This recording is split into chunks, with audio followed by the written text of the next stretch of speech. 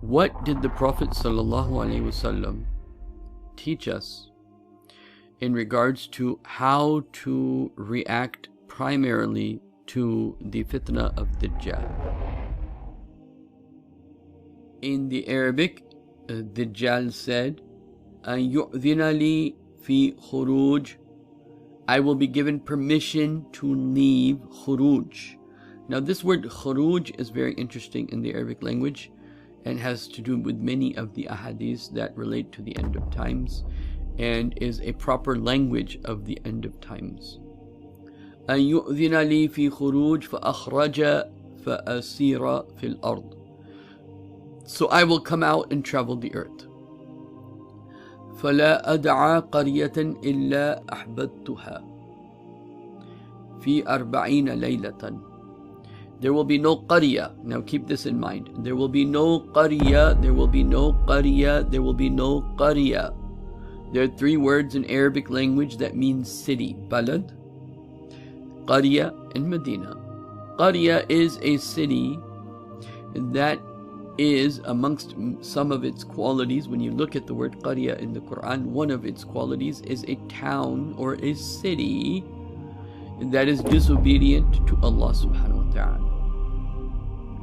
And Makkah is Qura in the Quran, the mother of the cities. So it is narrated, فَأَسِيرَ الْأَرْضِ, I will travel the earth, فَلَا أَدْعَى قَرْيَةٍ, I will not leave any qarya. So he says there will be no qarya, no disobedient place except I will go there. A organized group of people running a city that is in disobedience to Allah, except I will go there. Which will be the whole world, as you will see. But this is what Dajjal says about what he plans to do.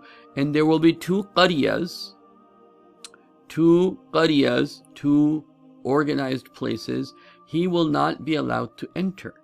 One is Qura, the mother of the cities. He will not be allowed to enter Makkah. And he will not be allowed to enter Medina. So Dajjal is not allowed to enter Makkah. He's not allowed to enter Medina. So meaning Makkah and Medina will be qarya, will be cities at that time in disobedience to Allah. And this is confirmed in the sayings of the Prophet sallallahu alaihi wasallam, where the Prophet said sallallahu alaihi wasallam that Medina will become like Yathrib and Makkah will be in shambles and in disobedience to Allah. Look at Makkah today, it's already in disobedience. So think about the future. So he is going to travel the earth, okay, in 40 nights. Asiru fil ard fala ad'a. Now this is the most important word. Ad'a, I will not stay. Fala ad'a qaryatin illa ihbituha. Okay? He said, so I will get out and travel the earth, and I will not spare any town where I would not stay. Ad'a qaryatin illa ahbadtuha. Except I come down to it. So any place that is a city that is inhabited by a group of people in which there are sins happening or some disobedience happening, or just any city, except I will come down to it. So now that we've clarified this, now let us clarify the next point. What did the Prophet tell us sallallahu alaihi wasallam what to do when you hear about Dajjal? He says, قال رسول الله صلى الله عليه وسلم من سمع بالدجال, whoever hears of Dajjal, meaning when you hear of his coming, right? فَلَيْنَا عَنْهُ, then turn away from him, flee from him, go in the other way. So where will he come? He will come to every city. So the Prophet said, leave the city. من سمع بالدجال فلينا عنه فوالله إن رجل يأتيه وهو يحتسب أنه مؤمن. So there will be one person, he will consider himself a mu'min, and he will go to Dajjal. And the muhaddithin, they've said different things about this, which I will share with you. But he will have shubbah, is what the scholars, they said. إن رجلا يأتيه وهو يحسب أنه مؤمن فيتبعه مما يبعث به من الشحبات. And so he will come to him, he will begin to what? Follow him because of his doubts. So Dajjal will be able to put doubts even in a person who thinks he's a mu'min. And what did the Prophet tell us sallallahu alaihi wasallam? Turn away from Dajjal, flee from him. Where will he go? He will go to the qaryas. He will go to every qarya on earth. The Prophet said, sallallahu alaihi wasallam, the people will flee from Dajjal such that they will go to the mountains. أن رسول الله صلى الله عليه وسلم قال ليفر الناس من الدجال حتى يلحقوا بالجبال. The people will flee from Dajjal, and where will they go? They will go to the mountains. And at that time, Sharik, when she heard this, she said an interesting question. Ya Rasulullah, فَأَيْنَ الْعَرَبْ يَوْمَئِذٍ. Where will the Arabs be? Where will the believers be? Where will the Arabs be? Hum qaleel. The Prophet, there will be very few of them, because already before Dajjal comes, there would have been, before he comes, a great war in which up to 2/3 of humanity will be lost. And so, when 2/3 of the humanity is lost, whatever is reserved or whatever is protected of that progenies of Islam, then they are the ones that are going to carry the torch on. And where will they go? They will go to the mountains. And the Prophet told us this in many narrations of his. People will do this on their own, or they will do this in groups. It's better to do it in groups, and it's better to be organized so that when that great war comes, you're already out of the city. Because as the Prophet said, sallallahu alaihi wasallam, there will be very few Arabs, very few people left after these great wars. And if you're in the cities, you're going to be in trouble. You're going to be in deep trouble. I don't have time to go into those narrations today, but I have done so in my previous videos. Prophet sallallahu alaihi wasallam said, Dajjal a'war. Dajjal is a'war. He has one eye. Aynun yusar. He is blind from the left eye. Wa jufa'u sha'r. And he has a lot of hair.